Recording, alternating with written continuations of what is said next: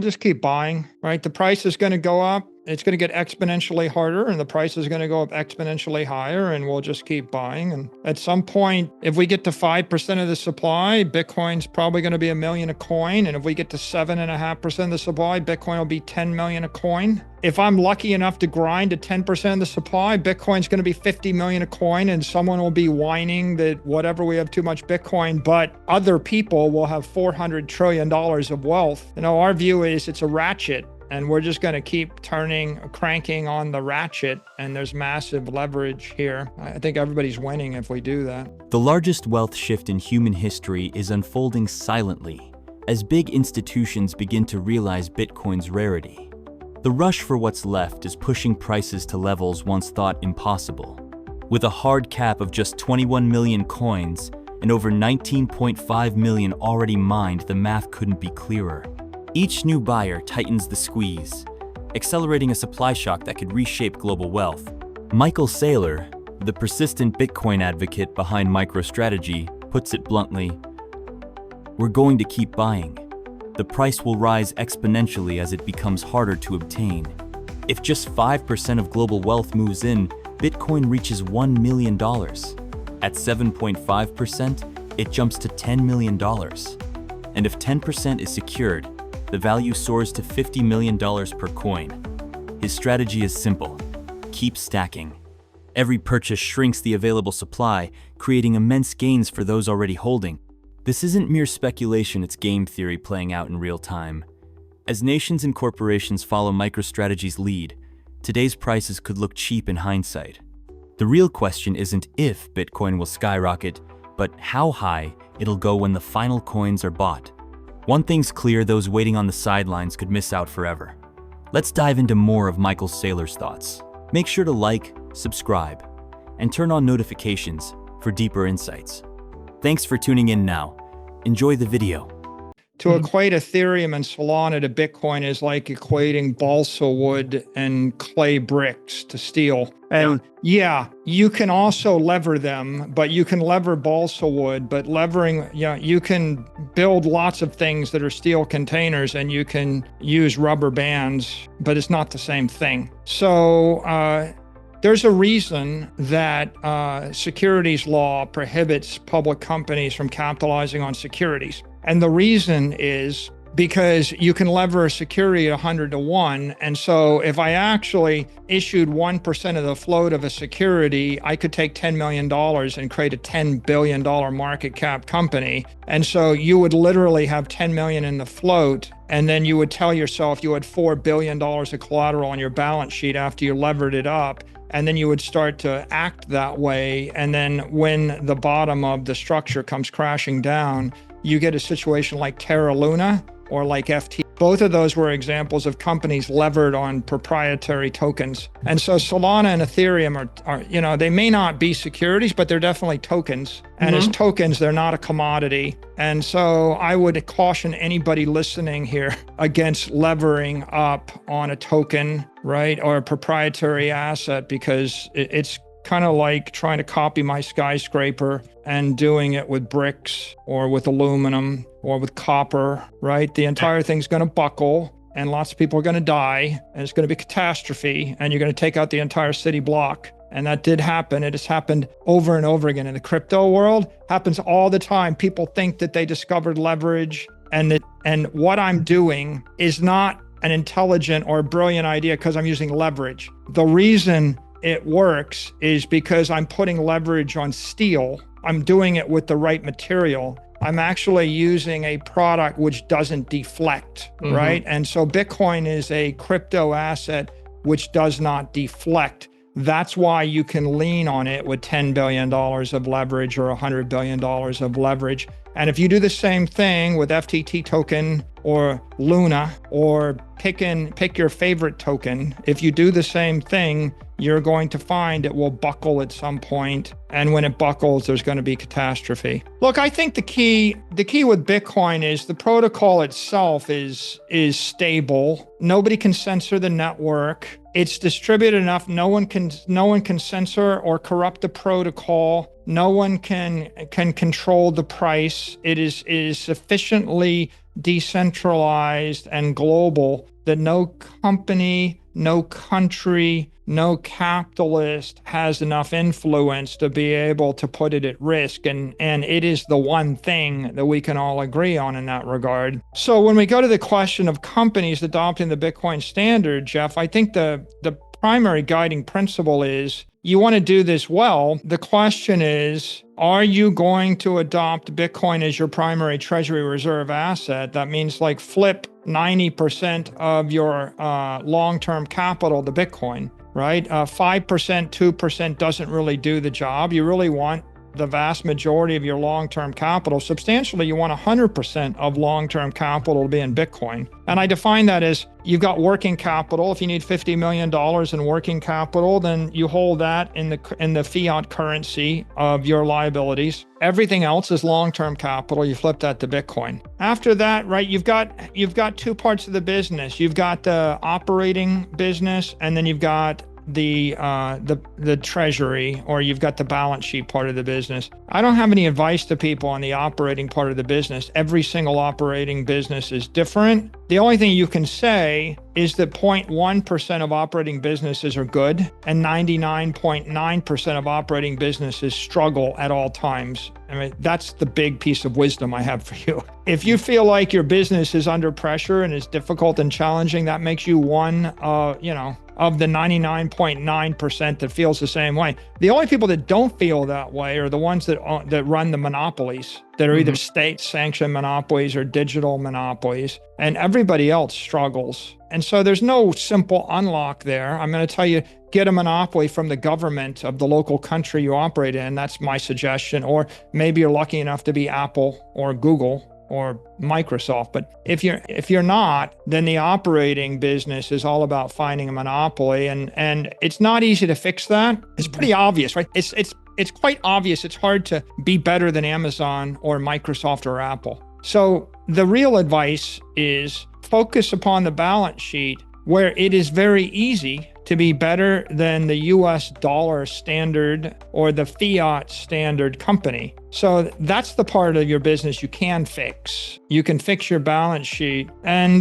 most people don't. Like, most people don't focus on that. They put 98% or 99% of their effort into their P&L, and they're basically pouring 99% of their focus and their energy in a losing cause, and they're not going to win. And they're putting 1% into their balance sheet, where you're 99% likely to succeed on the balance sheet under the Bitcoin standard, and you're 99% likely to fail in the operating business on the fiat standard. But conventional wisdom is to focus on the operation and dismiss the balance sheet. Platforms like Ethereum and Solana might offer tools to build, but only Bitcoin holds true, lasting value.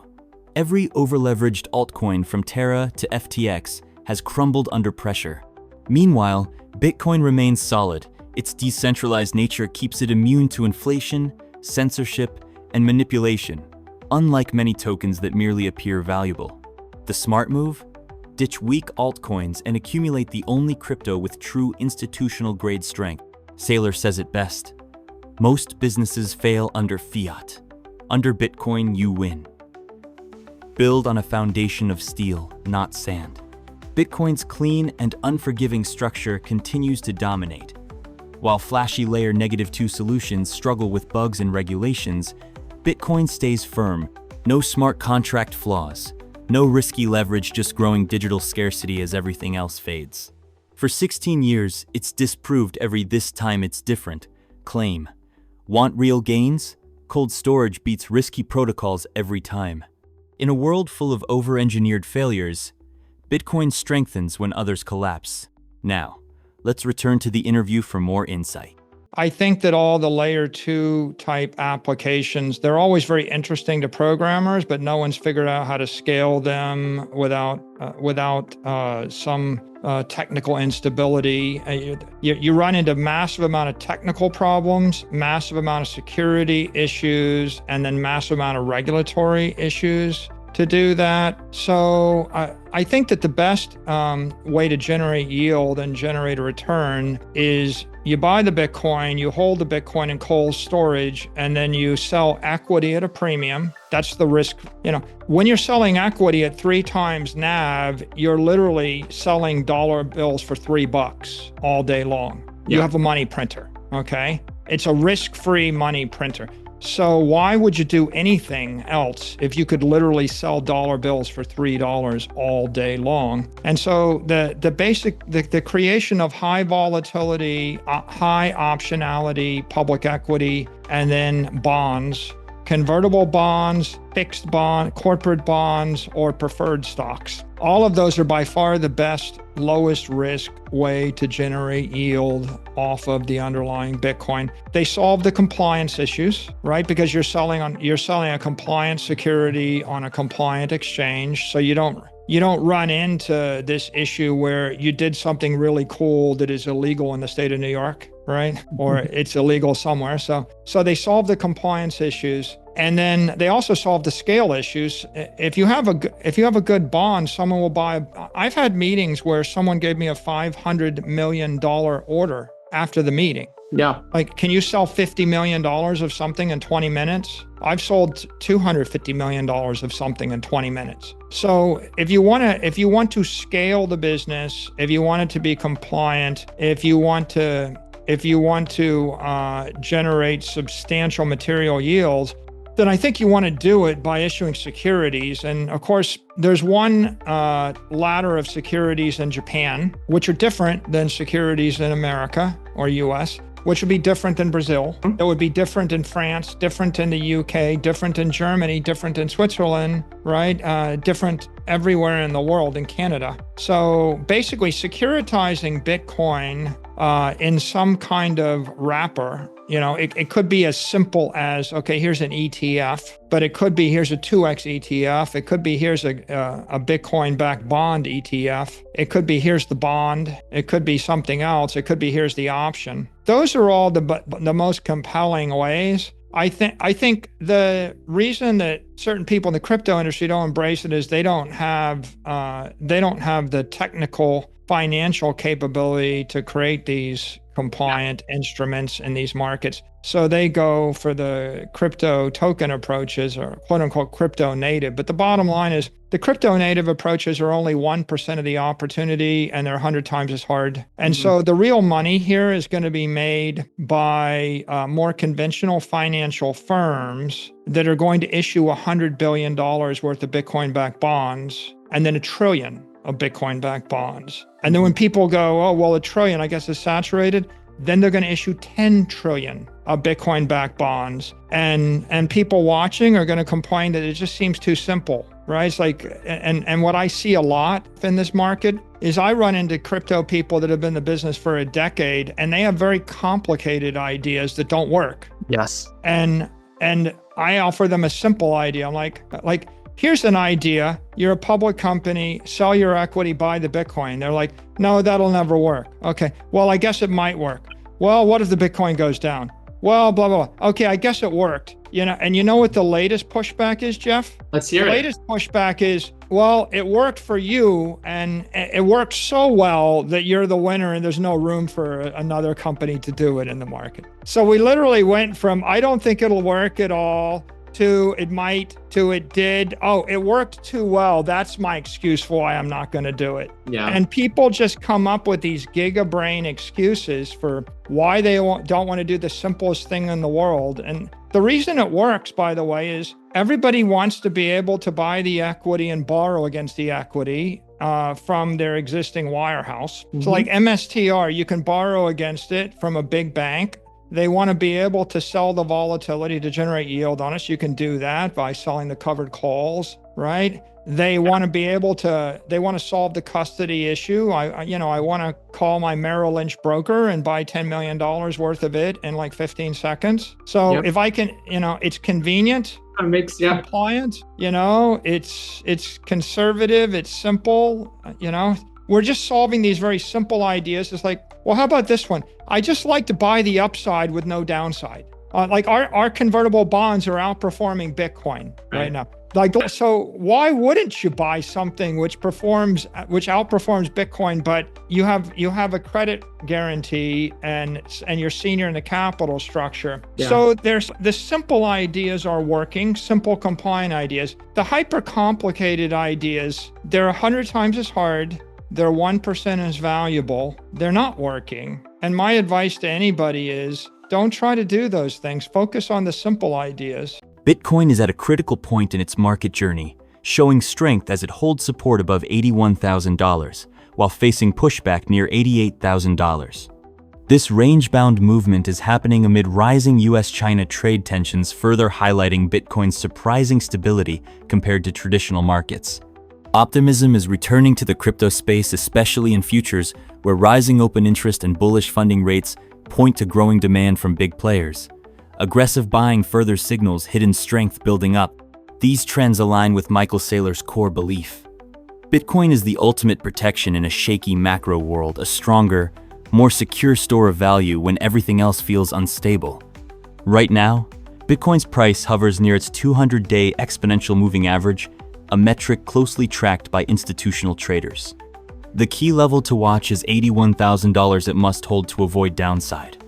A strong breakout past $88,000 could kickstart the next major rally. As global markets deal with trade wars and uncertain policies, Bitcoin's moves could say a lot. Its ability to hold value while traditional assets waver proves its rising status as a digital safe haven. With futures markets showing buying pressure and on-chain data staying strong, Bitcoin seems ready for its next major move. Whether that's up or down, time will tell, but what's certain is that Bitcoin isn't going unnoticed. Thanks for watching. Don't forget to like, share, and subscribe. We'll see you in the next one.